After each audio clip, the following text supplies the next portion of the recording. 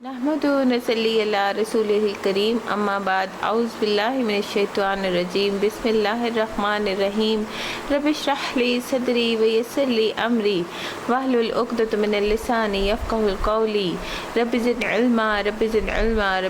इल्मा अल्लाहुम्मा फ़क़्क़िहना फ़िद्दीन अल्लाहुम्मा इन्नी असअलुका इल्मन नाफ़िअन व रिज़्क़न तय्यिबन व अमलन मुतक़ब्बलन।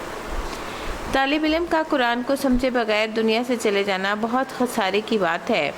इब्न अल क़य्यिम रहमतुल्लाह अलैह कहते हैं, ये किस कदर परेशानी की बात है और कितना बड़ा खसारा है कि जो अपने औकात को इल्म हासिल करने के लिए सर्फ करता है, यानी सारी उम्र इल्म के रास्ते में इंसान रहता है, लेकिन वो इस हाल में दुनिया से जाता है कि इसने कुरान की हकीकतों को समझा नहीं होता और ना ही बराह रास्त उसके दिल पर इसके राज और मानी वाक़या हुए होते हैं।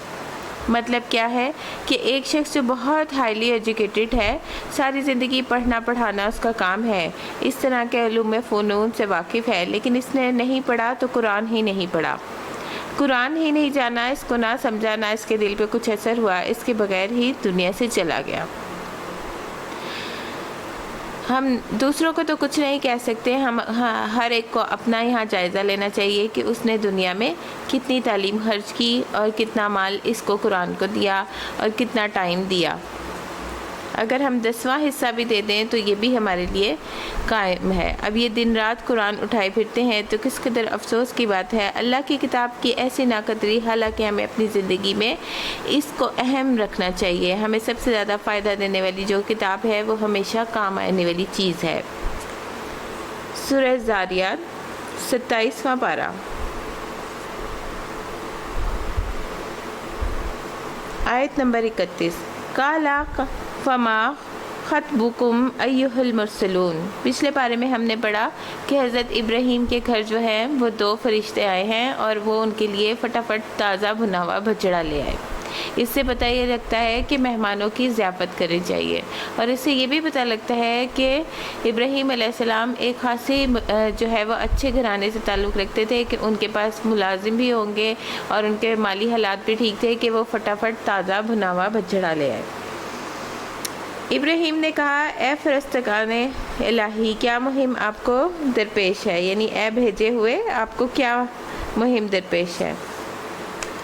कालू इन्ना उर्सलना इलल कौमिल मुजरिमीन, हम मुजरिम कौम की तरफ भेजे गए हैं ताकि उन पर पकी हुई मिट्टी के बरसत बरसा दें जो आपके रब के यहाँ हद से गुजर जाने वालों के लिए निशान ज़दा है।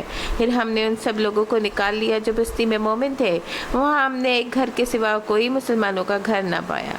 यहाँ इब्राहीम अलैहिस्सलाम ने आने वाले मेहमानों यानी फ़रिश्तों से पूछा, तुम्हारा क्या मामला है, तुम क्या चाहते हो। यानी पहले इनकी ज़ियाफ़त का, इनके खाने का इंतज़ाम किया, फिर उनसे मकसद पूछा, क्योंकि इब्राहीम अलैहिस्सलाम ये समझ चुके थे कि अल्लाह ताला के भेजे हुए हैं और अल्लाह ताला ने इन्हें ख़ास काम के मामले में भेजा है। उन्होंने कहा, हम मुजरिम कौम की तरफ भेजे गए हैं, यानी लूत अलैहिस्सलाम की तरफ, क्योंकि उन्होंने शिरक भी किया है, रसूल को झुटलाया भी है और ऐसी बुराई का इर्तिकाब किया है जिसका इर्तिकाब इससे पहले दुनिया में किसी ने नहीं किया था। तो फिर उनका अंजाम भी इतना ही भयानक हुआ। उन पर पत्थरों की बारिश बरसाई गई। पत्थर पे हर उस शख्स का नाम लिखा था जिसको पत्थर का शिकार होना था, क्योंकि वो गुनाहों में बढ़ गए थे और हदें ही भुला गए थे, इसलिए उन पर यह अजाब आने वाला था। लेकिन इब्राहीम अलैहिस्सलाम इंतहाई नरम दिल और मेहरबान इंसान थे। उनके दिल पे बड़ी तकलीफ़ गुजरी जब इन्हें पता चला कि इनकी कौम के खात्मे का वक्त आ गया है, तो वह कौम लूत के बारे में झगड़ने लगे। शायद इस तरह के अल्लाह सुब्हानहू तआला इनसे अजाब को टाल दे, लेकिन अल्लाह ताला ने फरमाया, अब तो तेरे रब का हुक्म आ गया है और अजाब आने वाला है जो टल नहीं सकता। फिर वहाँ कितने मोमिन थे, उन्हें निकाल लिया गया, सिर्फ एक घराना, वो भी लूत अलैहिस्सलाम का। फिर वहाँ कोई बाकी न बचा और कौम को मलियामेट कर दिया गया। बहरहाल अल्लाह सुब्हानहू तआला के बंदों के सामने किस्से और वाक़यात बयान करते हैं ताकि इससे इबरत का सबक हासिल करें। और इस किस्से में इब्राहीम अलैहिस्सलाम की फजीलत की तरफ इशारा है कि किस तरह अल्लाह सुब्हानहू तआला ने इन पर मेहरबानी की और किस तरह इनके अंदर अच्छे अखलाक थे, मेहमान नवाजी थी। इसी तरह की मेहमान नवाजी आला दर्जे की थी कि उन्होंने बेहतरीन तरीके से इज़्ज़त अफजाई की और खामोशी के साथ उनके लिए बछड़ा ले आए। और इससे ये भी पता लगता है कि उनको बहुत माल दौलत अता किया था, क्योंकि जो एक आम गरीब फ़कीर इंसान हो वो पूरा बछड़ा उनको नहीं पेश कर सकता, और वो भी तैयार शुदा। اس کا مطلب ہے کہ ان کے گھر میں تیار کرنے والے لوگ بھی موجود تھے۔ ابراہیم علیہ السلام نے مہمانوں کے آنے کے مقصد کے بعد ان سے پوچھا کہ ان کی مہمانی کی پھر یہ ہے کہ جلدی یعنی مہمانوں کی مہمانی کرنی چاہیے، دیر نہیں کرنی چاہیے۔ ابراہیم علیہ السلام جو ہے وہ مہمانوں کی خدمت میں خود حاضر ہوئے ہیں، خود پاس بیٹھے ہیں اور یہ کہا کہ خود آپ کھاتے کیوں نہیں ہیں، ان کو کھانے کی طرف رغبت دلائی، انہوں نے اس کو اپنا شرف سمجھا۔ اس سے پتہ چلتا ہے مہمان نوازی جو ہے وہ گھر کے بڑوں کو کرنی چاہیے۔ اور پھر فرشتے یہ کہ ان کی اہلیہ کو خوشخبری دیتے ہیں جب انہیں پتہ لگتا ہے کہ قوم لوط کے پر عذاب آنے والا ہے تو اپنی خوشخبری کو بھول جاتے ہیں اور ان کے بارے میں اللہ تعالیٰ سے فریادیں کرنے لگتے ہیں کہ ان کو عذاب نہ دیا جائے۔ تو اس واقعے میں ابراہیم علیہ السلام کا جو کردار ہے، ان کا جو اخلاق ہے، اس کے جو طور طریقے ہیں، یہ سب کے سیکھنے کے ہیں۔ اور ہم جانتے ہیں کہ ابراہیم علیہ السلام اللہ کے محبوب تھے، اللہ کے خلیل تھے، اللہ کے دوست تھے۔ تو ان کی کون سی کوالٹیز ہوتی ہیں جس بنا پر اللہ تعالیٰ کسی بندے کو محبوب بناتا ہے۔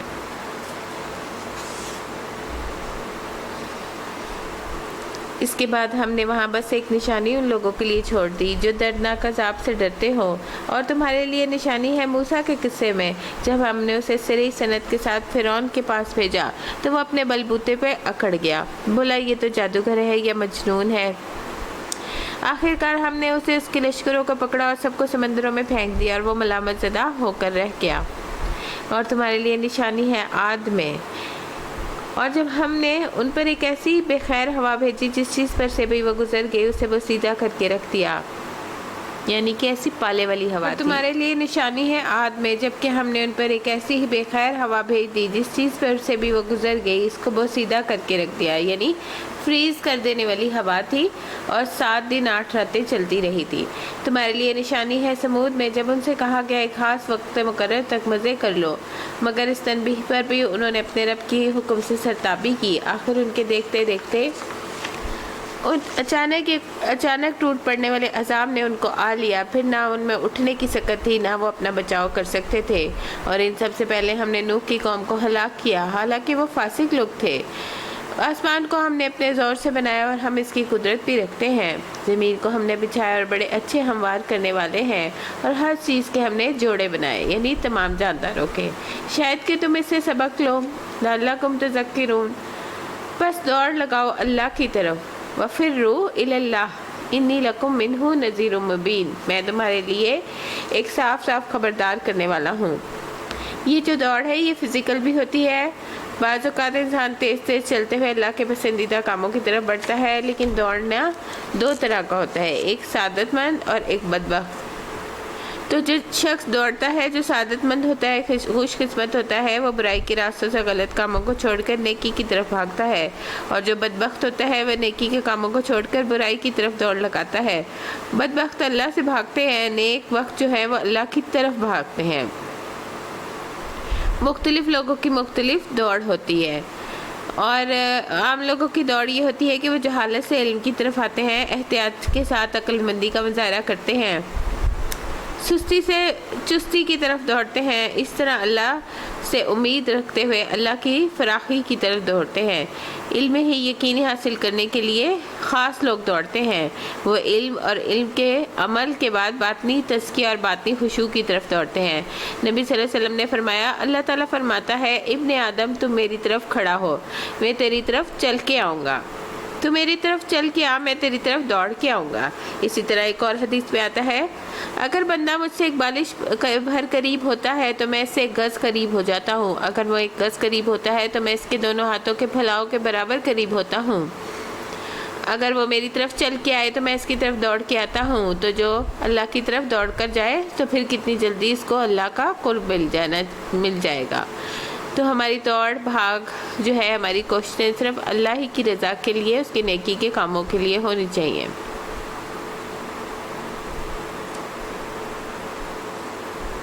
اور نہ بناؤ اللہ کے ساتھ دوسرے معبود، میں تمہارے لیے اس کی طرف سے صاف صاف خبردار کرنے والا ہوں۔ یہی ہوتا رہا ہے، اس سے پہلے کی قوموں کے پاس بھی کوئی رسول ایسا نہیں آیا تھا جسے انہوں نے یہ نہ کہا ہو کہ یہ ساحر ہے یا مجنون، یعنی آپ صلی اللہ علیہ وسلم کو تسلی دی جا رہی ہے کہ ان سب نے آپس میں اس پر کوئی سمجھوتا کر لیا ہے، نہیں، یہ سب کچھ سرکش لوگ ہیں، بس اے نبی ان سے رخ پھیر لیجئے۔ آپ پہ کوئی ملامت نہیں ہے۔ البتہ نصیحت کرو کیونکہ نصیحت ایمان والوں کو فائدہ دیتی ہے۔ وَذَكِّرْ فَإِنَّ الذِّكْرَىٰ تَنفَعُ الْمُؤْمِنِينَ۔ رسول اکرم صلی اللہ علیہ وسلم نے فرمایا مومن کو اس حال میں پیدا کیا کہ وہ آزمائش میں مبتلا ہونے والا، توبہ کرنے والا، بھولنے والا ہوتا ہے، اور جب اسے نصیحت کی جاتی ہے تو وہ نصیحت قبول کر لیتا ہے۔ میں نے جن اور انسانوں کو اس کام کے لیے پیدا نہیں کیا کہ وہ میری بندگی کریں۔ میں ان سے کوئی رزق نہیں چاہتا اور نہ یہ چاہتا ہوں کہ وہ مجھے کھلائیں۔ اللہ تو خود ہی رزاق ہے، بڑی قوت والا ہے اور زبردست ہے۔ یہاں انسانوں سے پہلے جنوں کا اس لیے ذکر کیا گیا کہ انسانوں سے پہلے ان کی تخلیق کر دی گئی تھی، اور ویسے بھی مشرکین جو تھے وہ جنوں کی عبادت کرتے تھے، ڈرتے تھے، جنوں کے نام پہ نظر و نیاز کرتے تھے۔ تو یہاں اللہ تعالیٰ نے بتایا جنوں کو تو اپنی عبادت کے لیے ہم نے پیدا کیا ہے، تم کہاں جنوں کی عبادت کرنے لگ گئے اور ان سے ڈرنے لگ گئے۔ وہ بڑی قوت والا اور زبردست ہے۔ پس جن لوگوں نے ظلم کیا ان کے حصے کا بھی ویسا ہی عذاب آئے گا جیسا انہیں ان لوگوں کے حصے کا مل چکا ہے۔ ان کے لیے یہ لوگ جلدی نہ مچائیں، آخر کو تباہی ہے کفر کرنے والوں کے لیے اس روز جس کا انہیں خوف دلایا جا رہا ہے۔ سورۃ طور۔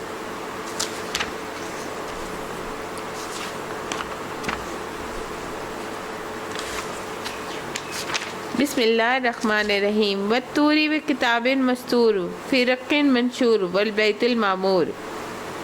بیت المعمور جو ہے وہ آسمان پر عظیم گھر ہے اور زمین پر بیت اللہ ہے، ویسے ہی آسمانوں پہ بیت المعمور ہے۔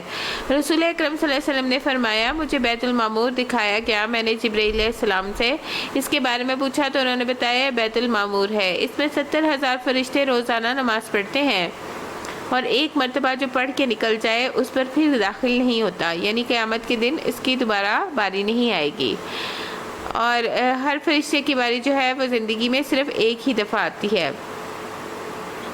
تو قسم ہے طور کی اور ایک ایسی کھلی کتاب کی جو رقیق جلد میں لکھی ہوئی ہے، یعنی ہرن کی کھال جو باریک ہوتی ہے، اور اب بیت المعمور یعنی آباد گھر کی، اور اونچی چھت یعنی آسمان کی، اور موزن سمندر کی۔ سمندر کو موزن جوش مارتا ہوا اس لیے کہا گیا کہ لیٹسٹ ریسرچ سے پتہ لگتا ہے کہ سمندر کے اندر بھی والکانوز پھٹتے رہتے ہیں، آگ بھڑکتی رہتی ہے، تو اس کی سطح میں بہت سا پانی بھی اس کو بجھا نہیں سکتا۔ تو اللہ کی جو یہ ساری نشانیوں کی طرف توجہ دلائے گی کہ انا عذاب ربی کا لواقع، کہ اللہ کا عذاب جو ہے وہ ضرور واقع ہو کے رہنا ہے، جس کو کوئی دفاع کرنے والا نہیں۔ وہ اس روز واقع ہوگا جب آسمان پوری طرح ڈگمگا جائے گا، یعنی اللہ چاہے گا تو اتنے بڑے آسمان کو دھواں دھواں کر دے گا، پہاڑ اڑے پھریں گے۔ اس روز جھٹلانے والوں کے لیے جو آج کھیل کے طور پہ حجت بازیوں میں لگے ہوئے ہیں،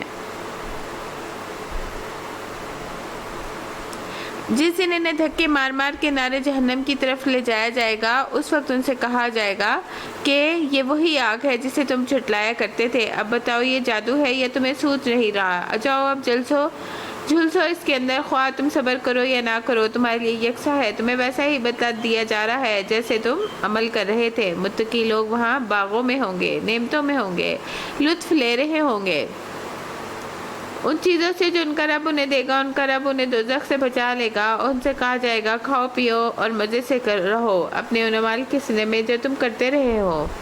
حدیث میں آتا ہے اللہ تعالیٰ کو 3 چیزیں ناپسند ہیں، ادھر ادھر کی فضول باتیں کرنا، مال کو ضائع کرنا، اور بکثرت سوال کرنا یعنی بحث و مباحثہ۔ رسول اکرم صلی اللہ علیہ وسلم نے فرمایا ان قریب لوگوں پر دھوکے اور فریب کے چند سال آئیں گے کہ ان میں جھوٹے کو سچے اور سچے کو جھوٹا، خائن کو امانت دار اور امانت دار کو خیانت دار سمجھا جائے گا، استغفر اللہ، اور لوگ ربیزہ قسم کے لوگ گفتگو کریں گے۔ پوچھا گیا ربیزہ سے کیا مراد ہے؟ فرمایا آپ صلی اللہ علیہ وسلم نے فرمایا معمولی اور کم عقل لوگ جو عوام الناس کے امور پر بحث مباحثہ کریں گے، یعنی فضول گفتگو، ٹاک شوز کی طرح۔ جابر رضی اللہ تعالیٰ عنہ کہتے ہیں کہ رسول اللہ صلی اللہ علیہ وسلم نے فرمایا بے شک قیامت کے دن میرے نزدیک تم میں سے سب سے زیادہ محبوب اور قریب ترین بیٹھنے والے لوگ وہ ہیں جو بہترین اخلاق والے ہیں، اور بے شک سب سے زیادہ ناپسند اور دور بیٹھنے والے لوگ وہ ہیں جو زیادہ باتیں کرنے والے، بلا سوچے سمجھے اور بلا احتیاط بولنے والے، تکبر کرنے والے ہیں۔ صحابہ نے عرض کیا یا رسول اللہ بہت باتونی اور زباندار کا تو ہمیں علم ہے، آپ نے فرمایا تکبر کرنے والے اور جو ہے وہ بہت باتونی جو ہوتے ہیں وہ بھی جو زور آور اور غالب آ جائے، لوگوں کو اپنی باتوں سے دبا جائے، اس پہ بھی آپ نے ناپسندیدگی کا اظہار کیا۔ وہ آمنے سامنے بچھے ہوئے تختوں پہ تکیے لگائے بیٹھے ہوں گے، یعنی بہت ریلیکسنگ پوزیشن میں۔ ہم خوبصورت آنکھوں والی ہو رہے ہیں ان سے بیان دیں گے، جو لوگ ایمان لائیں گے ان کی اولاد بھی کسی درجے ایمان میں ان کے نقش قدم پہ چلی آ رہی ہے۔ یعنی کہ پہلے بھی ہم نے سورۃ کہف میں پڑھا تھا نا کہ ان کا باپ جو تھا وہ نیک آدمی تھا، تو وہ اس لیے جو ہے وہ نیکی کرتا تھا کہ ان کی اولاد بھی کسی درجے ایمان پر ان کے نقش قدم پر چلی آ رہی ہے۔ اولاد کے استغفار کی وجہ سے والدین کی بھی بخشش ہو جاتی ہے، یا والدین کی نیکیوں کی وجہ سے اولاد جو ہے وہ صراط مستقیم پہ آ جاتی ہے۔ ان کی اس اولاد کو بھی ہم جنت میں ان کے ساتھ ملا دیں گے اور ان کے اس عمل کو کوئی گھاٹا نہیں دیں گے۔ ہر شخص اپنے کسب کے عوض رہن ہے، یعنی جو وہ کرتا ہے وہی پالے گا۔ ہم ان کو ہر طرح کے پھل اور گوشت اور جس چیز کا بھی ان کا جی چاہے گا خوب دیے چلے جائیں گے۔ وہ ایک دوسرے سے جام شراب لپک لپک کے پئیں گے، جس میں زیادہ گوئی نہ ہوگی اور نہ بدکرداری، یعنی نہ ان کی زبان خراب ہوگی نہ ان کی عقل خراب ہوگی۔ اور اس میں خدمت کرنے والے وہ لڑکے دوڑتے پھر رہے ہوں گے۔ غلمان کا لفظ آیا ہے جو انہی کے لیے مخصوص ہوں گے، ایسے خوبصورت جیسے چھپا کے رکھے گئے موتی۔ یہ لوگ آپس میں ایک دوسرے سے دنیا میں گزرے ہوئے حالات پوچھیں گے، کہیں گے ہم پہلے اپنے گھروں میں ڈرتے ہوئے زندگی بسر کرتے تھے۔ یعنی کہ یہ وہ بچے ہوں گے جو کہا جاتا ہے کہ پہلے سے جو ہے وہ فوت ہو چکے تھے، معصوم الخطا، تو یہ وہ بچے ہوں گے معصوم۔ اور یہ ہم اپنے گھر والوں میں ڈرتے ہوئے رہتے تھے، یعنی کہ گھر والے جو ہے وہ صحیح سے جو ہے ان کو کرٹیسائز کرتے تھے تو گھر والوں میں زندگی ڈرتے ہوئے بسر کرتے تھے۔ آخرکار اللہ نے ہم پر فضل فرمایا، ہمیں جھلسا دینے والی ہوا کے عذاب سے بچا لیا۔ ہم پچھلی زندگی میں اسی سے دعائیں مانگا کرتے تھے، وہ بہت ہی بڑا محسن ہے اور رحیم ہے۔ بس اے نبی تم نصیحت کے جاؤ اپنے رب کے فضل کی وجہ سے، نہ تم کاہن ہو اور نہ مجنون۔ کیا یہ لوگ سمجھتے ہیں کہ یہ شخص شاعر ہے جس کے حق میں ہم گردش ایام کا انتظار کر رہے ہیں؟ ان سے کہو اچھا انتظار کرو، میں بھی تمہارے ساتھ انتظار کرتا ہوں۔ کیا ان کی عقلیں انہیں ایسی باتیں کرنے کے لیے کہتی ہیں، یا یہ در حقیقت انات میں حد سے گزرے ہوئے لوگ ہیں؟ کیا یہ کہتے ہیں کہ اس شخص نے یہ قرآن خود ہی کر لیا ہے؟ اصل میں بات یہ ہے کہ یہ ایمان نہیں لانا چاہتے۔ اگر یہ اپنے اس قول میں سچے ہوں تو اسی شان کا ایک اور کلام بنا لائیں۔ اور ستاروں کے غروب ہونے سے مراد جو ہے وہ فجر کی نماز ہے۔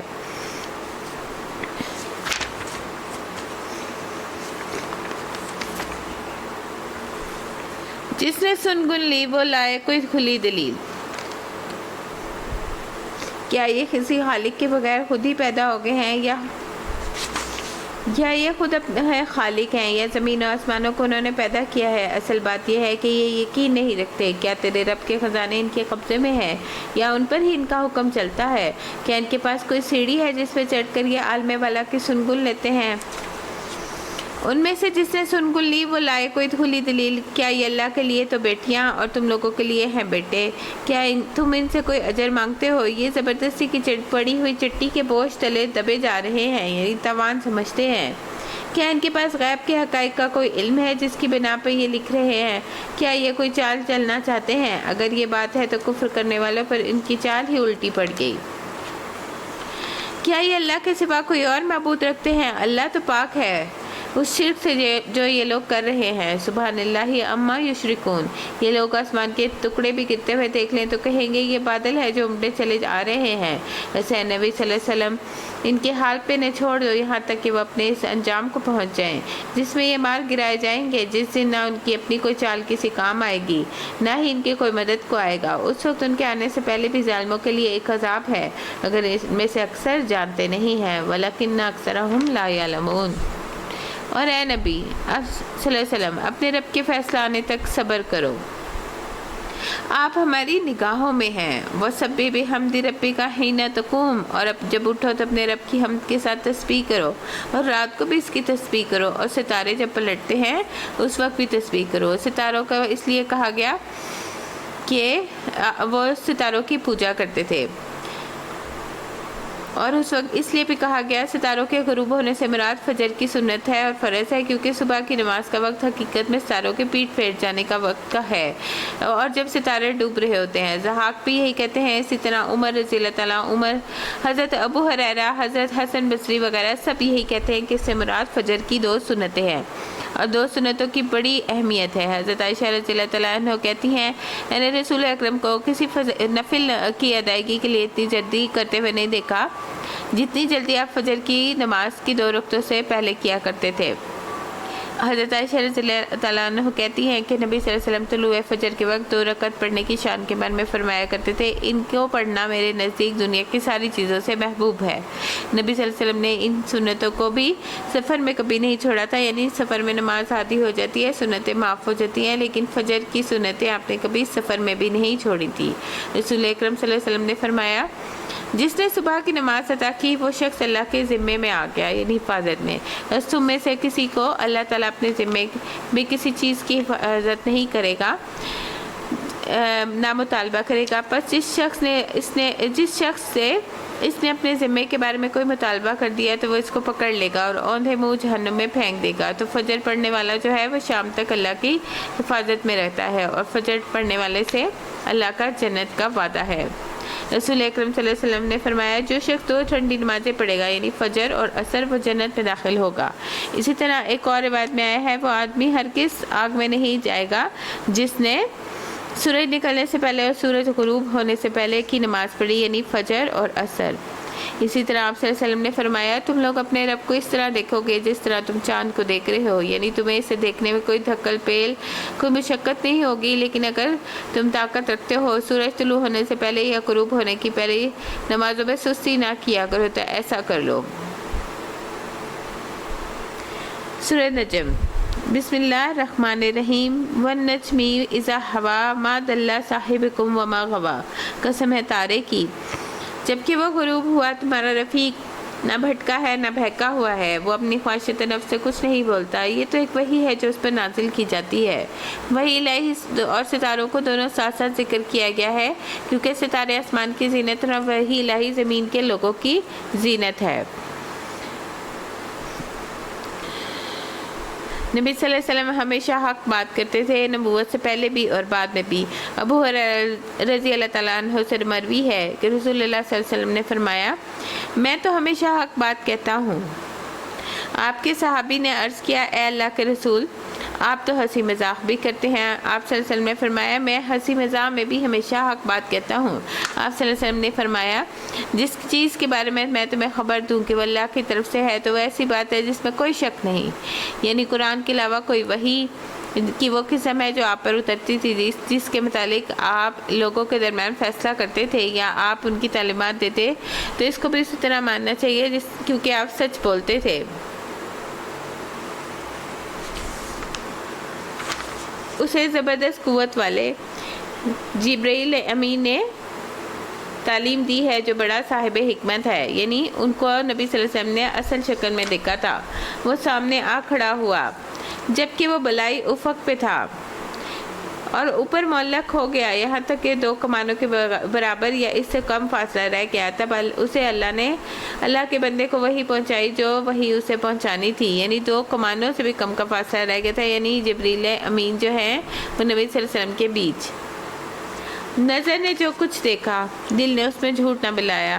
اب اگر کیا تم اس چیز پہ جھگڑتے ہو جسے وہ آنکھوں سے دیکھتا ہے، یعنی کچھ لوگوں کو جب صبح آ کے بتایا تھا کہ میں معراج پہ گیا تھا تو ایمان والوں کے بھی ایمان ڈول گئے تھے۔ ایک مرتبہ پھر اس نے سدرۃ المنتہا کے پاس دیکھا جہاں پر جنت الماوا ہے، اور جنت الماوا کیا ہے؟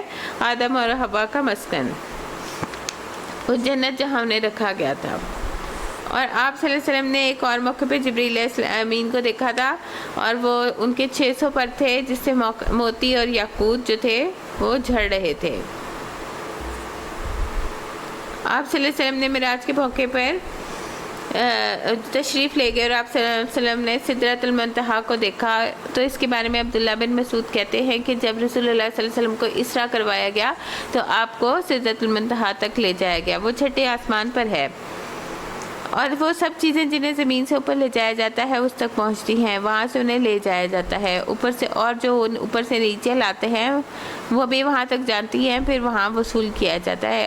اور پھر اس کا کیا معنی ہے سدرۃ المنتہا کو کسی چیز نے ڈھانپ رکھا ہے، تو اس کے بارے میں عبد المسعود کہتے ہیں، ابن مسعود، کہ سونے کے پتنگوں نے۔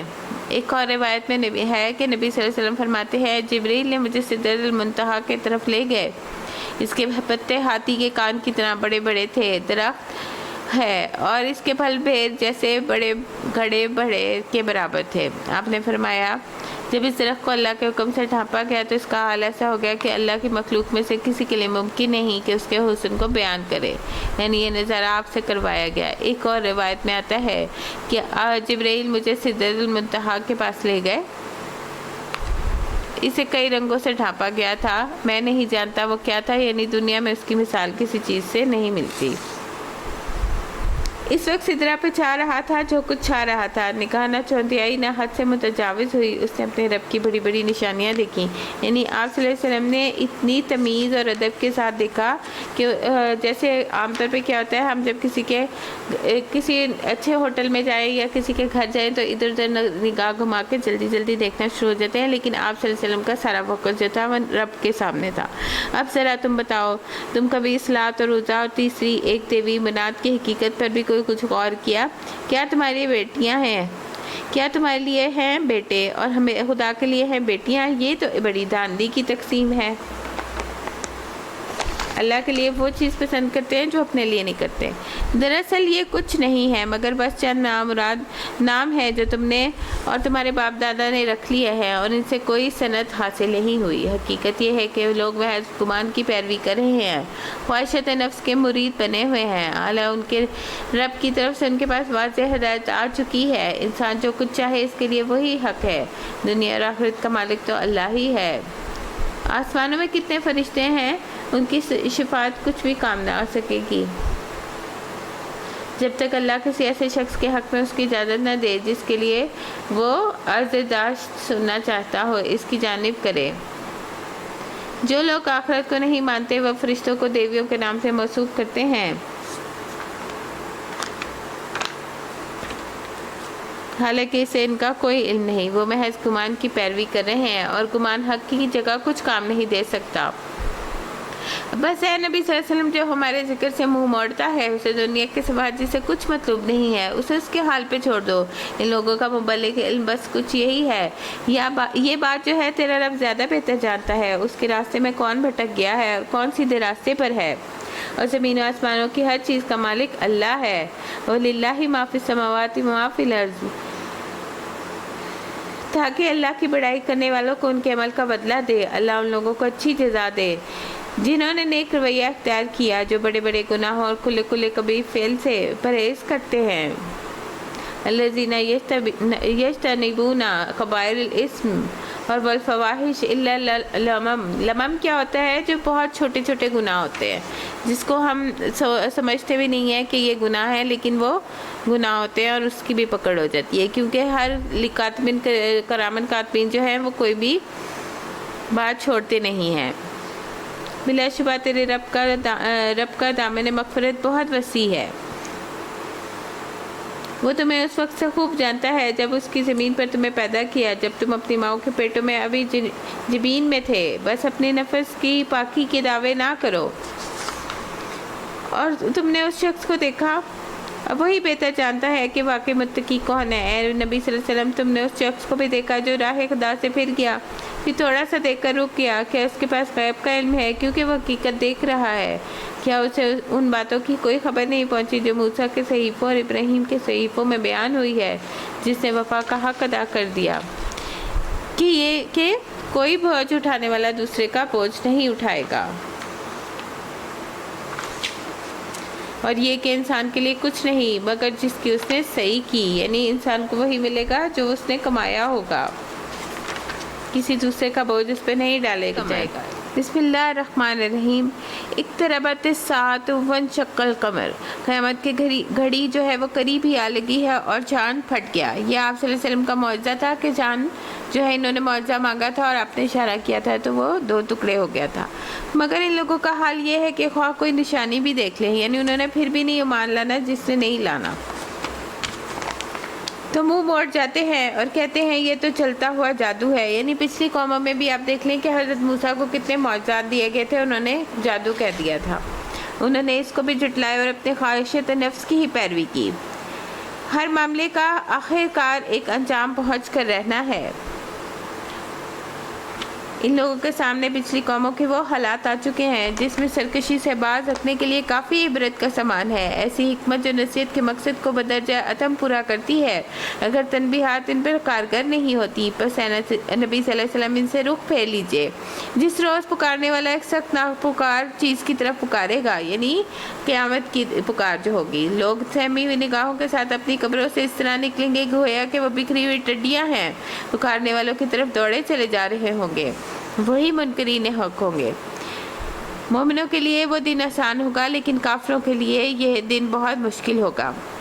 نبی صلی اللہ علیہ وسلم نے قرآن کی یہ آیت یوم یقوم الناس لرب العالمین کے بارے میں فرمایا، نصف یوم کی مقدار 50,000 سال ہے، اور یہ مدت مومن کے لیے بڑی معمولی ہوگی جیسے سورج ڈھلنے سے سورج غروب ہونے تک کا وقت، یعنی اتنا لمبا وقت اس کے لیے چھوٹا ہو جائے گا۔ قیامت کے دن کی مشقت بھی مومن کے لیے کم ہوگی، اور اس وقت سب لوگ پسینے کی لگام منہ میں ڈالے ہوئے ہوں گے، رہے مومن تو ان پر زکام کی طرح ہوگا، اور کافر پر موت جیسی کیفیت طاری ہو جائے گی، یعنی موت جیسی سختی۔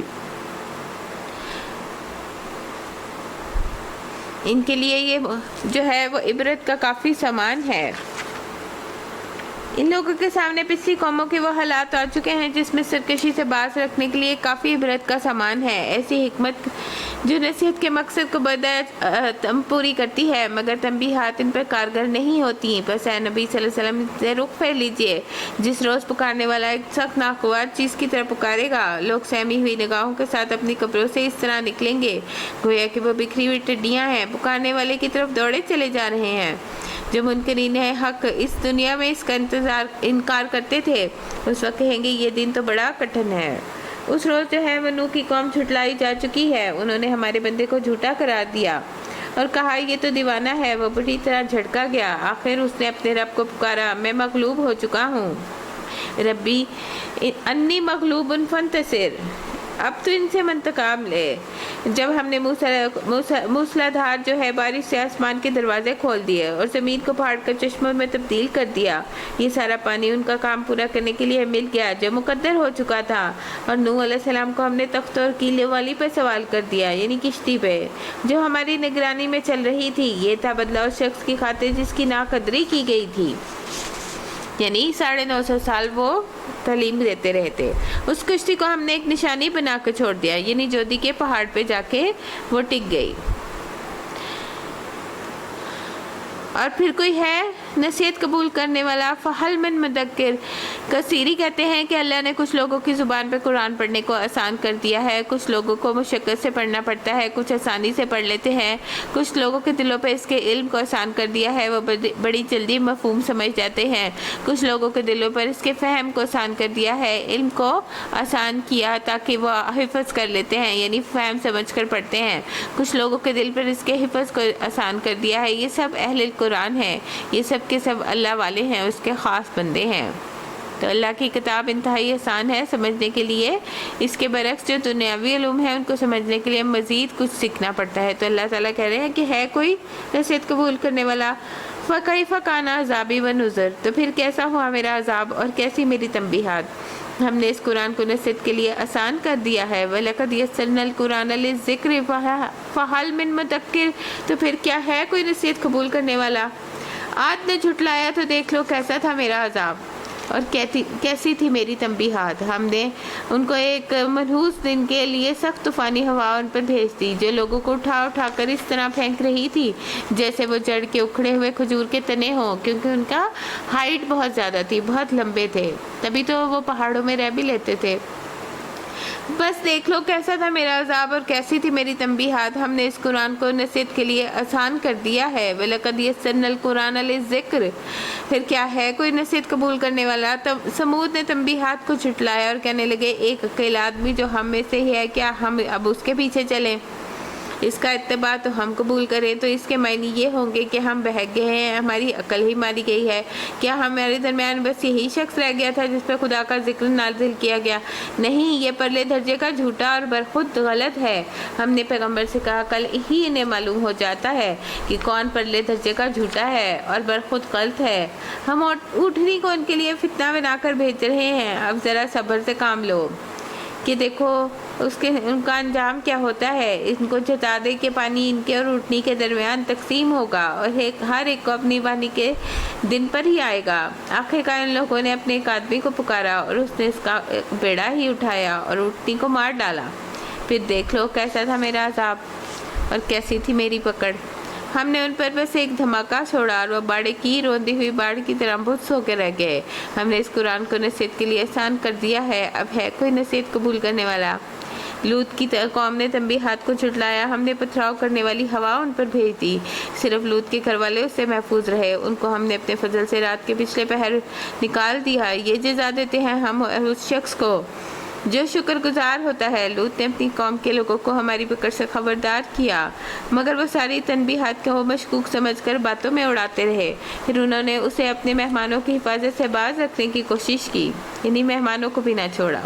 آخر ہم نے ان کی آنکھیں موند دی کہ چکھو میں اب میرے عذاب اور میری تنبیہات کا مزہ.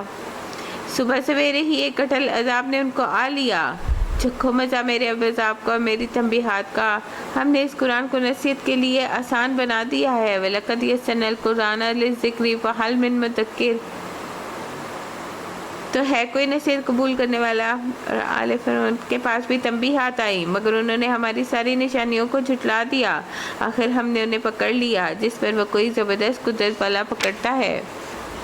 کیا تمہارے کفار کچھ ان لوگوں سے بہتر ہیں؟ یا آسمانی کتابوں میں تمہارے لیے کوئی معافی لکھی ہوئی ہے؟ یا ان لوگوں کو کہنا یہ ہے کہ ہم ایک مضبوط جتھا ہیں، اپنا بچاؤ کر لیں گے؟ ان قریب یہ جتھا شکست کھا جائے گا، سب پیٹ پھیر کر بھاگتے نظر آئیں گے. بلکہ ان سے نمٹنے کے لیے اصل وعدے کا وقت تو قیامت ہے.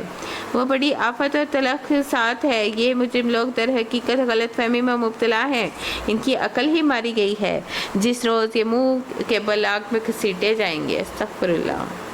یعنی آج پیغمبر کی کسی بات پہ یقین نہیں کر رہے تھے تو کل اتنے عزت والے آگ کے بل گھسیٹے جائیں گے. اس روز ان سے کہا جائے گا اب چکھو جہنم کی لپٹ کا مزہ. ہم نے ہر چیز کی ایک تقدیر پیدا کی ہے. اِنَّا كُلَّ شَيْءٍ خَلَقْنَاهُ بِقَدَرٍ. اور ہمارا حکم بس یہ ہے کہ ایک حکم ہی ہوتا ہے اور پلک جھپکتے ہی وہ بلنک آف آئی میں عمل میں آ جاتا ہے. تم جیسے بہت سو کو ہم ہلاک کر چکے ہیں. پھر ہے کوئی نصیحت قبول کرنے والا؟ جو کچھ انہوں نے کیا ہے وہ سب دفتروں میں درج ہے. ہر چھوٹی بڑی بات لکھی جاتی ہے. نافرمانی سے پرہیز کرنے والے یقیناً باغوں اور نہروں میں ہوں گے. ان المتقین فی جنات و نہر. سچی عزت کی جانے کی جگہ بڑے ذی اقتدار اور بادشاہ کے قریب ہوں گے. اللہ ہمیں بھی ان میں شامل کر لے. سورہ رحمان. بسم اللہ الرحمن الرحیم. الرحمن علم القرآن خلق الانسان علمہ البیان. رحمان نے اسے قرآن کی تعلیم دی. اسی نے انسان کو پیدا کیا اور اسی نے اسے بولنا سکھایا. تو بولنے سے مطلب یہ ہے کہ انسان جو ہے وہ سیکھے جس سے قرآن کا علم ہے. فضول گوئی سے منع کیا گیا.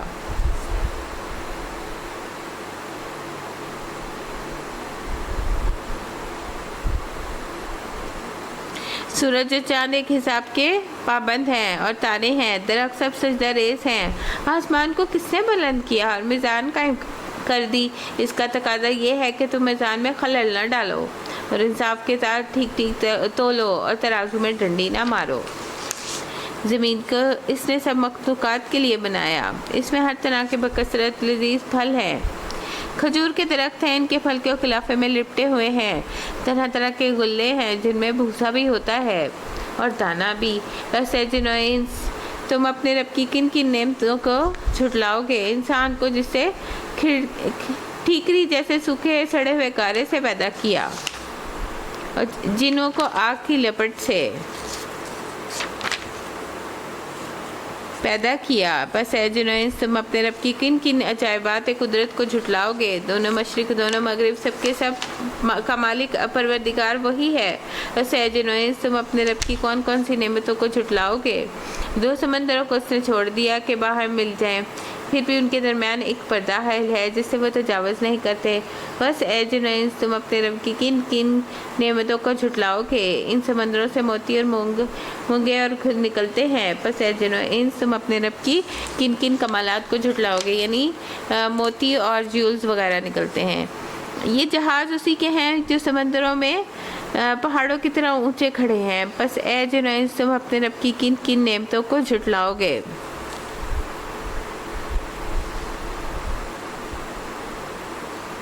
हर चीज़ इस ज़मीन पे फना हो जाने वाली है, वो सिर्फ तेरे रब की जलील करीम ज़ात ही बाकी रहने वाली है।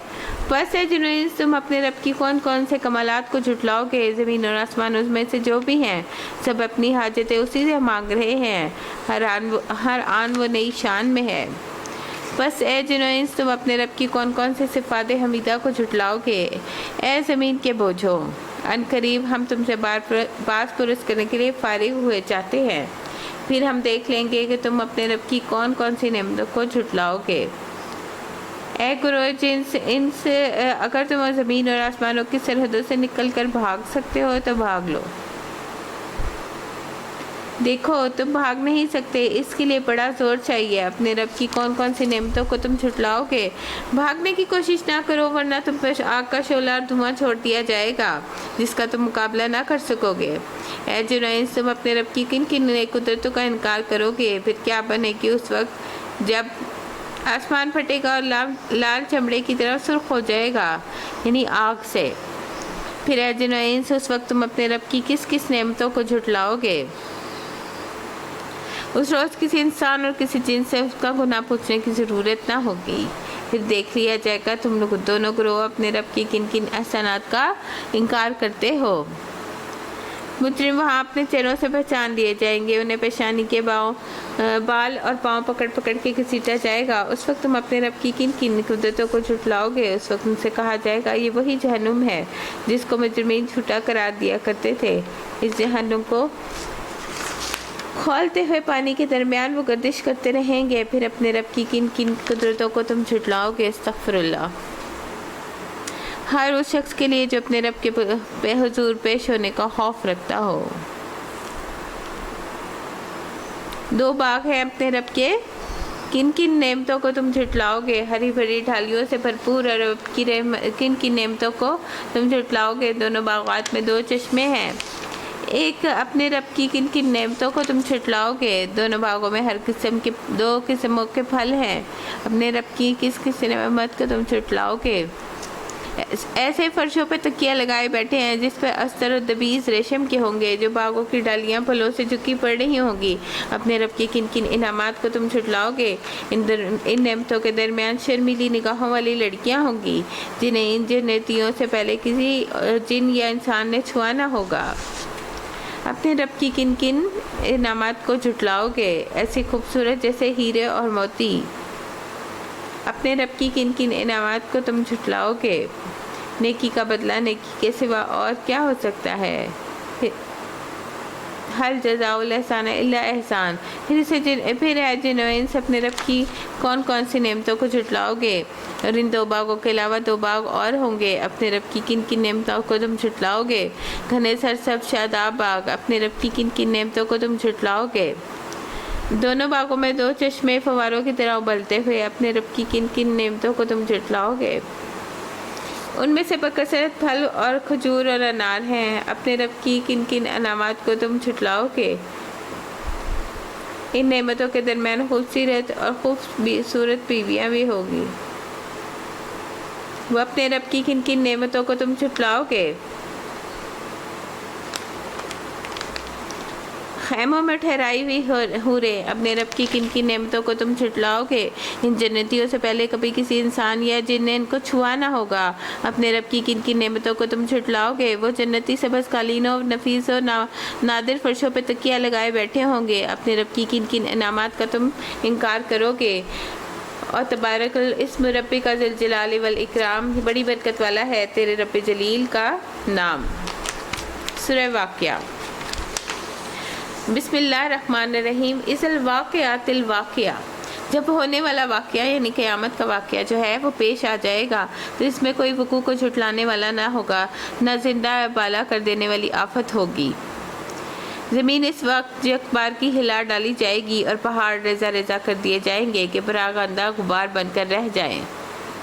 تم لوگ اس وقت 3 گروہوں میں تقسیم ہو جاؤ گے، دائیں بازو والوں سے دائیں بازو والوں کی خوش نصیبی کا کیا کہنا، اور اللہ پاک ہمیں بھی دائیں بازو والوں میں سے کرے، اور بائیں بازو والے تو بائیں بازو والوں کی بد نصیبی کا کیا ٹھکانہ، اور آگے والے اولئک والسابقون، اور سابقون کون ہوں گے؟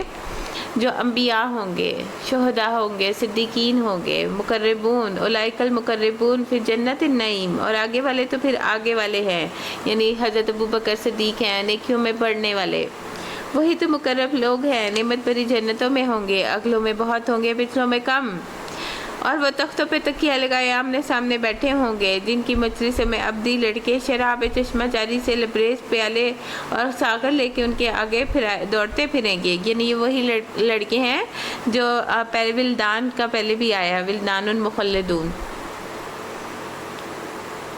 اور جسے پی کر نہ ان کا سر چکرائے گا نہ ان کی عقل میں فطور آئے گا، وہ ان کے سامنے طرح طرح کے لذیذ پھل پیش کریں گے جسے چاہے چن لیں، اور پرندوں کے گوشت پیش کریں گے اور جس پرندے کا چاہے استعمال کریں، جو دل چاہیں گے اسی پرندے کا گوشت وہ کھائیں گے، اور ان کے لیے خوبصورت آنکھوں والی حوریں ہوں گی، ایسی حسین جیسے چھپا کر رکھے ہوئے موتی، یہ سب کچھ ان کے اعمال کی جزا کے طور پہ انہیں ملے گا، وہ دنیا میں کرتے رہے ہیں۔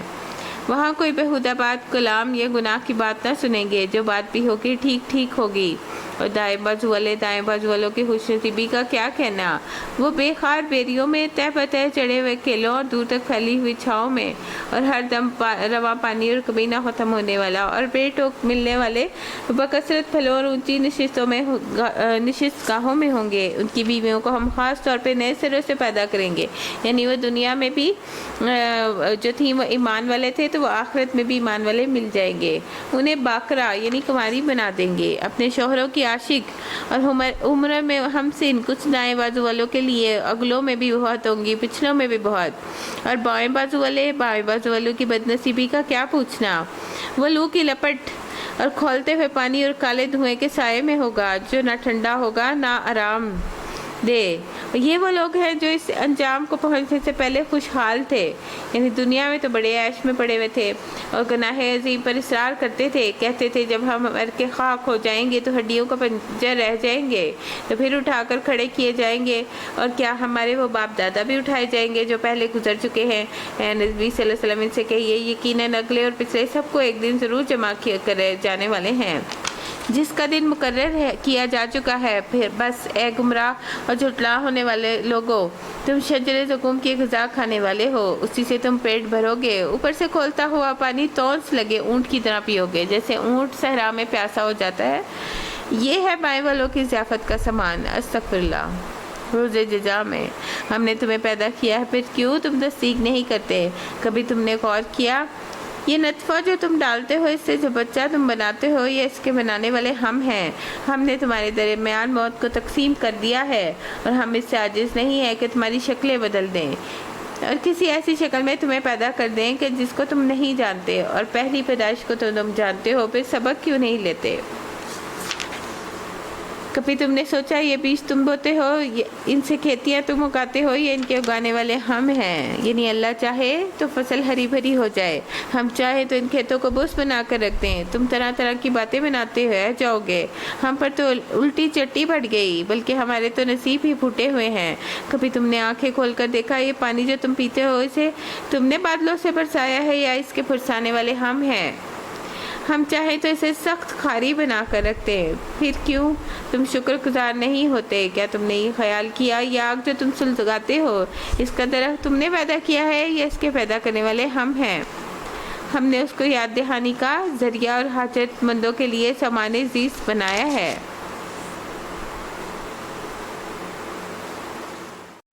پس اے نبی اپنے رب عظیم کے نام کی تسبیح کیجئے، پس نہیں میں قسم کھاتا ہوں تاروں کی، مواقع کی، اگر تم سمجھو تو یہ بہت بڑی قسم ہے کہ یہ ایک بلند پایا قرآن ہے۔ انہ لقرآن المبین کریم فی کتاب مکنون، یہ ایک محفوظ کتاب میں ثبت ہے جسے مطہرین کے سوا کوئی چھو نہیں سکتا، یعنی مطہرین جو لوح محفوظ میں رکھی ہوئی کتاب فرشتے ہی اسے چھوتے ہیں۔ یہ رب العالمین کا نازل کردہ ہے، پھر کیا اس کلام کے ساتھ تم بے اتنائی برتتے ہو اور اس نعمت میں اپنا حصہ تم نے یہ رکھا ہے کہ اسے جھٹلاتے ہو؟ اب اگر کسی کے تم محکوم نہیں ہو اور اپنے اس خیال میں سچے ہو تو جب مرنے والے کی جان حلق تک پہنچ چکی ہوگی اور تم اسے آنکھوں سے دیکھ رہے ہوگے کہ وہ مر رہا ہے، اس وقت اس کی نکلتی ہوئی جان واپس کیوں نہیں لے آتے؟ یعنی وہ تو مر رہا ہے تو اسے زندہ کر کے دکھاؤ۔ اس وقت تمہاری بنسبت ہم اس کے زیادہ قریب ہوتے ہیں، مگر تم کو ہم نظر نہیں آتے۔ پھر وہ مرنے والا اگر مقربین میں سے ہو تو اس کے لیے راحت اور عمدہ رزق ہے اور نعمت بھری جنت ہے، اگر وہ اصحاب یمین میں سے تو اس کا استقبال یوں ہوتا ہے کہ سلام ہے تجھ پہ، تو اصحاب الیمین میں سے ہے۔ اگر وہ جھٹلانے والے گمراہ میں لوگوں میں سے ہو تو اس کی تواضع کے لیے گرم کھولتا ہوا پانی ہے اور جہنم میں جھونکا جانا ہے۔ یہ سب کچھ قطعی حق ہے، پس اے نبی صلی اللہ علیہ وسلم میں اپنے رب عظیم کے نام کی تسبیح کیجئے۔ بسم اللہ الرحمن الرحیم۔ سورہ الحدید۔ سبح للہ ما فی السماوات والارض وہو العزیز الحکیم، اللہ کی تسبیح کی ہے ہر اس چیز نے جو زمین اور آسمانوں میں ہے، وہی زبردست اور دانا ہے۔ زمین اور آسمانوں کی سلطنت کا وہی مالک ہے، زندگی بخشا ہے اور موت دیتا ہے، ہر چیز پہ قدرت رکھتا ہے۔ وہو علی کل شیء قدیر، وہی اول بھی ہے وہی آخر بھی ہے۔ یہاں سے اللہ کے نام شروع ہو رہے ہیں، اسماء الحسنہ۔ اول بھی اللہ کا نام ہے، وہ آخر بھی ہے، وہ مخفی بھی ہے اور ہر چیز کا علم رکھنے والا ہے۔ هو الاول والآخر والظاہر والباطن وهو بكل شيء علیم۔ هو الذی خلق السماوات والارض فی ستۃ ایام ثم استوى علی العرش، وہی ہے جس نے آسمانوں اور زمین کو 6 دنوں میں پیدا کیا، پھر عرش پہ جلوہ افروز ہوا۔ اس کے علم میں جو کچھ ہے زمین میں جاتا ہے اور جو کچھ اس سے نکلتا ہے، جو کچھ آسمان سے اترتا ہے یعنی وہی اترتی ہے، اور جو کچھ اس میں چڑھتا ہے یعنی روحیں چڑھتی ہیں، وہ تمہارے ساتھ ہے جہاں بھی تم ہو، اور جو کام تم کرتے ہو وہ اسے دیکھ رہا ہے۔ وہی زمین اور آسمانوں کی بادشاہی کا مالک ہے، تمام معاملات فیصلے اسی کی طرف رجوع کیے جاتے ہیں۔ وہی رات کو دن اور دن کو رات میں تبدیل کرتا ہے اور دلوں کے چھپے ہوئے راز تک جانتا ہے۔ ایمان لاؤ اللہ اور اس کے رسول پر، خرچ کرو ان چیزوں میں جن پر تم نے ان کو خلیفہ بنایا ہے۔ جو لوگ تم میں سے ایمان لائیں گے اور مال خرچ کریں گے ان کے لیے بڑا اجر ہے۔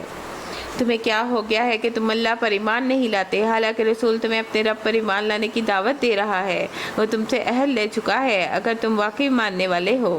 وہ اللہ ہی تو ہے جو اپنے بندے پر صاف صاف آیتیں نازل کر رہا ہے تاکہ تمہیں تاریکیوں سے یعنی زمانہ جاہلیت کی تاریکیوں سے نکال کر قرآن کی روشنی میں لے آئے، اور حقیقت یہ ہے کہ اللہ تم پر نہایت شفیق اور مہربان ہے۔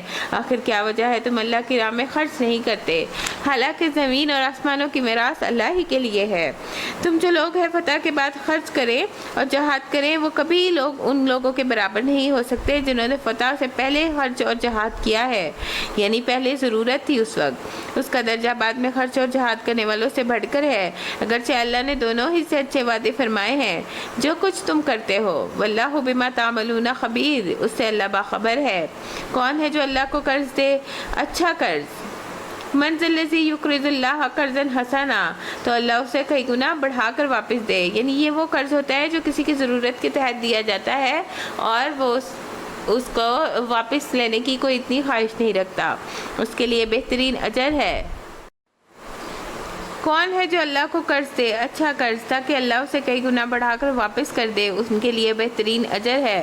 اس دن جب کہ تم مومن مردوں اور عورتوں کو دیکھو گے کہ ان کا نور اور ان کے آگے آگے چل رہا ہوگا، ان کے دائیں اور جانب دوڑ رہا ہوگا۔ ان سے کہا جائے گا آج بشارت ہے تمہارے لیے، یعنی نبی صلی اللہ علیہ وسلم نے فرمایا قیامت کے دن متکبروں کو چونٹیوں کی طرح پیش کیا جائے گا، گویا ان کی شکلیں انسانوں جیسی ہوں گی اور ہر حقیر چیز ان سے بلند ہوگی۔ یعنی تکبر کرنے والے جو اپنے آپ کو بڑی چیز سمجھتے تھے وہ چونٹیوں کی طرح رینگ رہے ہوں گے، یہاں تک کہ وہ جہنم کے ایسے قید خانے میں داخل ہو جائیں جس کا نام بولس ہوگا، اور لوگوں پر آگوں کی آگ چھا جائے گی اور انہیں برا جہنم کی پیپ پلائی جائے گی۔ استغفر اللہ۔ رسول اکرم صلی اللہ علیہ وسلم نے فرمایا بے شک قیامت کے دن میرے نزدیک سب سے زیادہ ناپسندیدہ اور دور رہنے والے لوگ وہ ہیں جو زیادہ بدتونی اور بلا سوچے سمجھے بولنے والے ہیں، بغیر احتیاط کے بولنے والے اور تکبر کرنے والے ہیں۔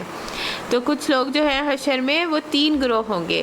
کچھ عرش کے دائیں جانب کھڑے ہوں گے، یہ وہ لوگ ہوں گے جو آدم علیہ السلام کی دائیں جانب سے نکلے تھے، ان کا نام اعمال ان کے دائیں ہاتھ میں دیا جائے گا، انہیں دائیں طرف لیا جائے گا، یہ اہل جنت کی اکثریت ہوگی۔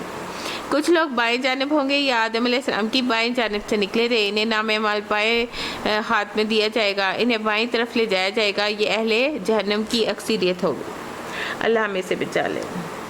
اور کچھ لوگ جو ہیں اللہ کے سامنے ہوں گے، یہ سبقت لے جانے والے ہیں، سابقون، یہ دائیں ہاتھ والوں سے زیادہ خاص ہیں، زیادہ نصیب والے ہیں، اللہ کے زیادہ مقرب ہیں، ان میں رسول، انبیاء، صدیقین، شہداء ہوں گے، وہ دائیں ہاتھ والوں سے کم تعداد میں ہوں گے۔ نبی کریم صلی اللہ علیہ وسلم نے فرمایا 7 آدمی ایسے ہیں جنہیں اللہ تعالیٰ قیامت کے دن اپنے عرش کے سائے میں جگہ دے گا اور اس کے عرش کے سائے کے علاوہ کوئی سایہ نہ ہوگا۔ عادل حاکم، یعنی اللہ جس کو انصاف والی جگہ پر بٹھائے اور وہ لوگوں کے درمیان عدل کرے۔ وہ نوجوان جس نے اللہ کی عبادت میں پرورش پائی اور جوانی میں عبادت کرنے والا، ایسا شخص جس نے اللہ کو اکیلے میں یاد کیا اور اس کی آنکھوں سے آنسو نکل آئے، وہ شخص جس کا دل مسجد میں اٹکا رہتا ہو، یعنی مسجد سے جو محبت کرے، وہ 2 آدمی جو آپس میں اللہ کے لیے محبت رکھتے ہیں، وہ شخص جس کی بلند مرتبہ خوبصورت عورت نے اپنی طرف بلایا اور اس نے جواب دیا کہ میں اللہ سے ڈرتا ہوں، وہ مرد اس کی طرف راغب نہ ہوا، اور وہ شخص جس نے اتنا پوشیدہ صدقہ دیا کہ اس کے بائیں ہاتھ کو بھی پتہ نہ چل سکا کہ دائیں ہاتھ نے کتنا دیا ہے، اور ان گنت۔ اسی طرح کچھ لوگ سونے کے ممبروں پہ ہوں گے، دائیں اور بائیں، اور آگے والے لوگوں کی خاص شان ہوگی۔ رسول اکرم صلی اللہ علیہ وسلم نے فرمایا مہاجرین کے لیے قیامت کے دن سونے کے ممبروں پر ہوں گے اور وہ ان پر بیٹھیں گے، ہر قسم کی گھبراہٹ سے امن میں ہوں گے اور انہیں کوئی گھبراہٹ نہیں ہوگی۔ دنیا میں انہوں نے بہت سی گھبراہٹیں دیکھی، بہت خوف میں وقت گزارا۔ اسی طرح نبی صلی اللہ علیہ وسلم نے فرمایا قیامت کے دن اللہ کے نزدیک بہترین بندے وہ ہوں گے جو اچھے انداز میں ادائیگی کرتے ہیں، یا کہ جو کچھ انہیں دینا ہوتا ہے بہترین انداز میں دیتے ہیں۔ بدترین لوگ کون ہوں گے؟ قیامت کے دن بدترین لوگ وہ ہوں گے جن کے شر سے ڈر کر لوگ ان سے ملنا چھوڑ دیں، یعنی ہر جگہ اس طرح کے لوگ ہوتے ہیں جو تکلیف دہ ہوتے ہیں۔ نبی صلی اللہ علیہ وسلم نے فرمایا قیامت کے دن لوگوں میں سے بدترین آدمی اس کو پاؤ گے جو دور خواہ ہو، دو رخا ہو، وہ لوگوں کو بات ان تک پہنچاتا ہے اور ان کی بات لوگوں تک پہنچاتا ہے، ادھر کی ادھر لگاتا پھرتا ہے۔ کچھ لوگ ایسے ہوں گے جن سے اللہ تعالیٰ کلام بھی نہیں کرے گا۔ بہرحال ہر طرح کے لوگ ہوں گے اس دن حشر کے میدان میں اپنے عمل کے مطابق۔ تو سبقت لے جانے والے جو ہوں گے وہ سب سے آگے ہوں گے۔ اور بیری کا درخت بھی ہے، جنت کے درختوں میں یہ بڑا مبارک درخت ہے، اس درخت کو کاٹنے سے منع کیا گیا ہے کیونکہ اس میں پھل بھی ہیں، لوگوں کے لیے علاج بھی۔ ابن البطال کہتے ہیں کہ وہاب بن منبع نے اپنی کتاب میں لکھا ہے کہ سبز بیری کے 7 پتے لے کر اسے 2 پتھروں کے درمیان کوٹ لیں، 7 پتے کوٹ لیں اور اس میں پانی ملا دیں، اس پانی پر آیت الکرسی تینوں کل پڑھیں اور اس سے 3 گھونٹ پی لیں، اس سے باقی سے غسل کر لیں، یہ بیماری کو ختم کر دے گا۔ یہ اس شخص کے لیے بھی فائدہ مند ہے جو جادو کی وجہ سے حق زوجیت ادا نہ کر سکے۔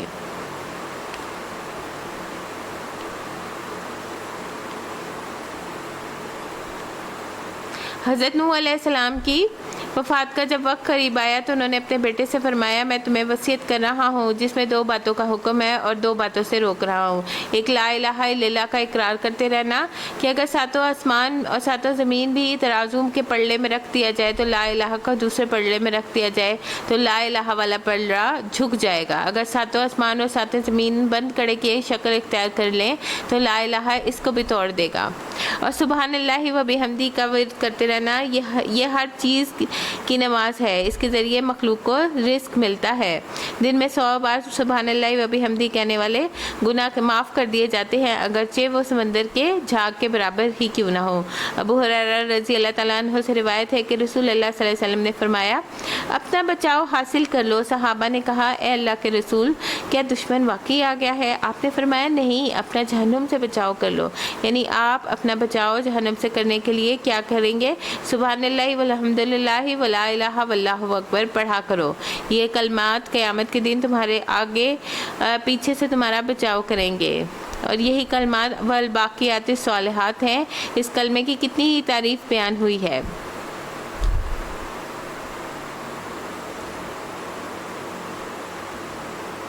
اور سورۃ حدید میں یہ جو ہمیں ابن مسعود کہتے ہیں کہ عرش جو ہے وہ پانی کے اوپر ہے، اللہ عز و جل کے اوپر عرش ہے، اور اللہ جو ہے وہ وہاں سے تمہارے سارے اعمال دیکھ رہا ہے، عرش پر ہوتے ہوئے وہ تمہاری دعائیں قبول کر رہا ہے۔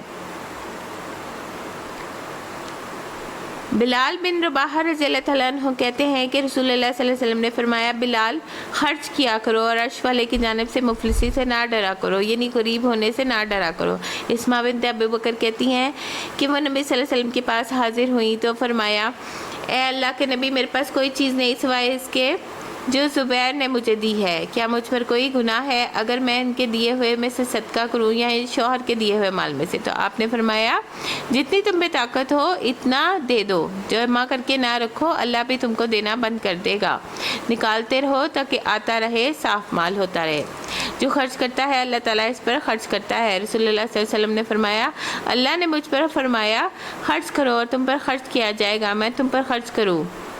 رسول اللہ صلی اللہ علیہ وسلم نے فرمایا، اللہ کا دایاں ہاتھ بھرا ہوا ہے، دن رات عطا کی بارش برسانے والا ہے، تو اس میں کسی چیز کی کمی نہیں کی جاتی۔ کیا تم نے دیکھا آسمان اور زمین کی تخلیق سے لے کر اب تک اس نے کتنا خرچ کیا ہے؟ یا جو کچھ اس کے دائیں ہاتھ میں ہے اس میں کوئی کمی نہیں کی، یعنی اس کے دینے میں کوئی کمی نہیں آتی۔ اور قرض حسنہ کی بات آئی تھی۔ قرض حسنہ وہ ہوتا ہے جو پاک اور حلال مال سے دیا جاتا ہے، یعنی گھٹیا اور ناپاک مال نہ ہو۔ وہ صدقہ جو انسان خوش دلی سے نکالے اس وقت اللہ کی رضا حاصل کرنے کی تمنا ہو۔ وہ خرچ جو کسی کو دے اس پر احسان نہ جتلائے نہ کسی کو ایذا دے۔ پھر وہ خرچ جو انسان اللہ کے دین کے کام کے لیے دے اس کو قرض حسنہ کہتے ہیں۔ اللہ تعالیٰ اس کو تمہارے لیے دگنا کر دے گا، تمہیں اجر دے گا۔ نبی صلی اللہ علیہ وسلم نے فرمایا، قیامت کے دن اللہ ہر ایک کو نور اس کے عمل کے مطابق دے گا۔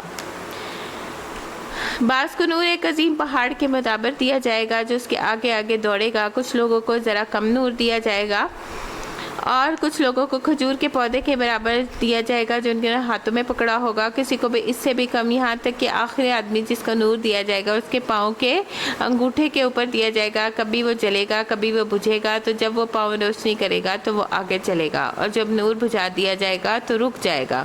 اللہ تبارک تعالیٰ ان کے آگے آگے ہوں گے یہاں تک کہ ان کو آگ کی طرف لے جایا جائے گا، تو اس کا اثر تلوار کی تیزی کی طرح باقی رہے گا، وہ پھسلن والا ہوگا۔ ان کو کہا جائے گا گزر، تو وہ اپنے نور کے مطابق گزر جائیں گے۔ بعض ہوں گے جو آنکھ جھپکنے کی دیر میں گزر جائیں گے، بعض وہ ہوں گے جو بجلی کی طرح گزر جائیں گے، بعض بادلوں کی طرح گزر جائیں گے، کچھ ستاروں کی طرح ایک دوسرے کے اوپر حملہ آور ہوں گے، کچھ لوگ آندھی کی طرح گزر جائیں گے، کچھ لوگ گھوڑوں کے دوڑنے کی طرح گزر جائیں گے، کچھ آدمیوں کے دوڑنے کی طرح گزر جائیں گے۔ پھر اس کے گزرنے کی باری آئے گی جس کو روشنی اس کے پاؤں کی پشت پر دی گئی ہے، وہ چہرے اور ہاتھوں اور پاؤں کے بل رینگ رینگ کر گزرے گا، کوئی ہاتھ گرے گا، کوئی ہاتھ چمٹ جائے گا، کوئی پاؤں گرے گا، کوئی پاؤں چمٹ جائے گا، اس کے کناروں اور پیروں کی آگ پہنچے گی، پھر بھی رینگتے رینگتے آخر نجات پا جائے گا۔ جب وہ نجات پا جائے گا اور رک جائے گا اور کہے گا اللہ کا شکر، الحمدللہ جس نے مجھے وہ دیا جو کسی کو نہیں دیا، جب میں نے جہنم کو دیکھ لیا تو اس نے مجھے اس سے نجات دے دی، استغفر اللہ۔ ان سے کہا جائے گا آج بشارت ہے تمہارے لیے، یعنی جن کا نور آگے آگے ہوگا وہ تو کراس کر جائیں گے۔ جنتیں ہوں گی جن کے نیچے نہریں بہہ رہی ہوں گی جس میں وہ ہمیشہ رہیں گے، یہی ہے بڑی کامیابی، ذالک هو الفوز العظیم۔ اس روز منافق مردوں اور عورتوں کا یہ حال ہوگا کہ وہ مومنوں سے کہیں گے کہ ذرا ہماری طرف دیکھو، تمہارے نور سے کچھ فائدہ اٹھا لیں، مگر ان سے کہا جائے گا پیچھے ہٹ جاؤ، اپنا نور کہیں اور تلاش کرو۔ پھر ان کے درمیان ایک دیوار حائل کر دی جائے گی جس میں ایک دروازہ ہوگا، اس دروازے کے اندر رحمت ہوگی اور باہر عذاب۔ وہ مومنوں سے پکار پکار کر کہیں گے کیا ہم تمہارے ساتھ نہ تھے؟ مومن جواب دیں گے ہاں، مگر تم نے خود ہی اپنے آپ کو فتنے میں ڈالا، موقع پرستی کی، شک میں پڑے رہے، جھوٹی توقعات کی، تمہیں فریب دیتی ہیں، یہاں تک کہ اللہ کا فیصلہ آ گیا۔ آخر وقت تو وہ بڑا دھوکے باز ہے، تمہیں اللہ کے معاملے میں دھوکہ دیتا رہا، لہٰذا آج نہ تم سے کوئی فدیہ قبول کیا جائے گا، نہ ان لوگوں سے جنہوں نے کھلم کھلا کفر کیا۔ تمہارا ٹھکانہ جہنم ہے، وہی تمہاری خبر گیری کرنے والا ہے، یہ بدترین انجام ہے۔ وبئس المصیر، کیا ایمان لانے والوں کے لیے ابھی وہ وقت نہیں آیا کہ ان کے دل اللہ کے ذکر سے پگھلے اور اس کے نازل کردہ حق کے آگے جھک جائیں؟ یہ آیت جو تھی کہ ایک صحابی تھے اور وہ ڈاکے ڈالتے تھے اور وہ اس سے باز نہیں آتے تھے، انہیں بری ایڈکشن تھی، تو وہ کہیں کسی کی چھت پہ جو تھے وہ ڈاکہ ڈالنے گئے ہوئے تھے، تو ان کے کانوں میں یہ والی آیت پڑی تو ان کے آنسو روا ہو گئے اور انہوں نے توبہ استغفار کی، وہ حضور کے پاس گئے، انہوں نے توبہ طلع کی۔ وہ ان لوگوں کی طرح نہ ہو جائیں جنہیں پہلے کتاب دی گئی اور یہ بڑی لمبی مدت ان پر گزر گئی کہ ان کے دل سخت ہو گئے، آج ان میں سے اکثر فاسق بنے ہوئے ہیں۔ خوب جان لو کہ اللہ کی زمین اس وقت موت کے بعد زندگی بخشتا ہے، ہم نے نشانیاں تم کو صاف صاف دکھا دی ہیں، شاید کہ تم عقل سے کام لو۔ یہاں دنیا کے پیچھے جو فتنے میں مبتلا ہو گئے، خسارے کے 4 اسباب بتا دیے گئے ہیں۔ اپنے آپ کو فتنے میں ڈالنا، آزمائش اور مصیبتوں کا انتظار کرنا، رسول اللہ کی سچائی میں شک کرنا، اور جس چیز کو انسان کے نفس اور ملبہ سازی کر کے دکھاتے ہیں وہ ہوتی نہیں ہے لیکن اتنی خوبصورت لگتی ہے کہ انسان دھوکہ کھا جاتا ہے۔ اور یہاں عورتوں کے صدقے کا علیحدہ سے آیا ہے کہ وہ اپنے مال میں سے بھی کچھ دے سکتی ہیں، ضروری نہیں کہ وہ شوہر کے مال میں سے دیں۔ قرض حسنہ وہ قرض ہے جو سبیل اللہ ہے اور اللہ کے راستے میں دیا جاتا ہے، جو اللہ نے آپ کو بس دیا اور آپ نے دنیا میں دے دیا اور آپ کو توقع نہیں کہ وہ آپ کو واپس ملے گا، پھر قیامت کے دن جو ہے وہ اللہ تعالیٰ جو ہے اس سے بہتر اجر دے گا۔ مردوں اور عورتوں میں سے جو لوگ صدقات دینے والے ہیں جنہوں نے اللہ کو قرض حسن دیا ہے، ان کو یقیناً کئی گنا بڑھ کر دیا جائے گا، ان کے لیے بہترین اجر ہے، اور جو اللہ اور رسول پر ایمان لائے ہیں وہی اپنے رب کے نزدیک صدیق و شہید ہیں، ان کے لیے ان کا اجر اور ان کا نور ہے۔ جن لوگوں نے کفر کیا اور ہماری آیات کو جھٹلایا وہ دوزخی ہیں۔ خوب جان لیں کہ یہ دنیا کی زندگی اس کے سوا کچھ نہیں کہ کھیل اور دل کی ہے، ظاہری ٹیپ ٹاپ، اور تمہارا آپس میں ایک دوسرے پہ فخر جتانا اور مال اور اولاد میں ایک دوسرے سے بڑھ جانے کی کوششیں کرنا، یعنی مال اس کی زیادہ پراپرٹی ہے میری کم ہے، یہی رہ گیا ہے۔ اس کی مثال ایسی ہے جیسے ایک بارش ہو گئی تو اس میں پیدا ہونے والی نباتات کو دیکھ کر کاشتکار خوش ہو گئے، پھر وہی کھیتی پک جاتی ہے، تم دیکھتے ہو کہ وہ زرد ہو گئی، پھر وہ بھوس بن کر رہ جاتی ہے۔ اس کے برعکس آخرت وہ جگہ ہے جہاں سخت عذاب ہے اور اللہ کی مغفرت اور اس کی خوشنودی ہے۔ دنیا کی زندگی ایک دھوکے کے سوا کچھ بھی نہیں ہے، الا متاع الغرور۔ سابقوا الی المغفرۃ من ربکم وجنۃ عرضھا کعرض السماء والارض، اور دوڑو اس کی طرف جو ایک دوسرے سے آگے بڑھنے کی کوششیں کرو، اپنے رب کی مغفرت اور اس کی جنت کی طرف جس کی وسعت آسمان اور زمین کے جیسی ہے، جو مہیا کی گئی ہے ان لوگوں کے لیے جو اللہ اور اس کے رسولوں پر ایمان لائے ہوں۔ یہ اللہ کا فضل ہے جسے چاہتا عطا کرتا ہے، اللہ بڑے فضل والا ہے، واللہ ذو الفضل العظیم۔ کوئی مصیبت ایسی نہیں جو زمین میں یا تمہارے اپنے نفس پہ نازل ہوتی ہے، ہم نے اس کو پیدا کرنے والے سے پہلے کتاب میں لکھ نہ رکھا ہو، ایسا کرنا ان کے لیے بہت آسان ہے۔ یہ سب کچھ اس لیے ہے تاکہ جو بھی نقصان تمہیں ہو تم اس پر دل شکستہ نہ ہو، اور جو کچھ اللہ تمہیں دے اس پہ پھول نہ جاؤ، اور واللہ لا یحب کل مختال فخور، اور اللہ ایسے لوگوں کو پسند نہیں کرتا جو بہت اپنے آپ کو بڑی چیز سمجھتے ہیں اور فخر جتاتے ہیں، اور وہ بخل کرتے ہیں اور دوسروں کو بخل کرنے پہ اکساتے ہیں۔ اگر کوئی روگردانی کرتا ہے تو اللہ بے نیاز اور اس غنی حمید ہے۔ ہم نے اپنے رسولوں کو صاف صاف نشانیوں اور ہدایات کے ساتھ بھیجا اور اس کے ساتھ کتاب اور میزان نازل کی تاکہ لوگ جو ہے وہ انصاف پہ قائم رہے، اور لوہا اتارا۔ حدید جو ہے وہ لوہے کو کہتے ہیں، اسی سے اس کی صورت کا نام ہے جس میں بڑا زور ہے اور لوگوں کے لیے منافع ہیں۔ اس کے لیے کہا گیا کہ اللہ کو معلوم ہو جائے کہ کون اس کو بندک ہے، اس کی مدد رسولوں کی مدد کرتا ہے، یقیناً اللہ بڑا قوت والا اور زبردست ہے۔ ان اللہ قوی عزیز۔ اور وہ ہم نے نوح اور ابراہیم کو بھیجا اور ان دونوں کی نسل میں نبوت اور کتاب رکھ دی، پھر ان کی اولاد میں سے کسی نے ہدایت اختیار کی اور بہت سے فاسق ہو گئے۔ ان کے بعد ہم نے پیدر پہ اپنے رسول بھیجے۔ ان سب کے بعد عیسیٰ ابن مریم کو مبعوث کیا، ان کی انجیل عطا کی۔ جن لوگوں نے اس کی پیروی اختیار کی ان کے دلوں میں ہم نے ترس اور رحم ڈال دیا، اور رہبانیت انہوں نے خود ہی ایجاد کر لی تھی، یعنی ہم نے نہیں کہا تھا ان سے کہ وہ اس طرح کی زندگی گزاریں، وہ بن جائے جس طرح سارا کچھ چھوڑ کے۔ تو رسول اللہ صلی اللہ علیہ وسلم نے بھی تو شادی بھی کی ہے اور روزے بھی رکھے ہیں اور کھانا بھی کھایا ہے۔ ان کے دلوں میں ہم نے ترس اور رحم ڈال دیا، اور رحمانیت انہوں نے خود ہی ایجاد کر لی تھی، ہم نے ان پہ فرض نہیں کیا تھا، مگر اللہ کی خوشنودی کے طلب میں انہوں نے اپنے آپ ہی یہ بدعت نکال دی، پھر اس کی پابندی کرنے کا جو حق تھا اسے ادا نہ کیا۔ ان میں سے جو لوگ ایمان لائے تھے ان کا ہم نے اجر دے دیا اور ان کو عطا کیا، ان میں سے اکثر لوگ فاسق ہیں۔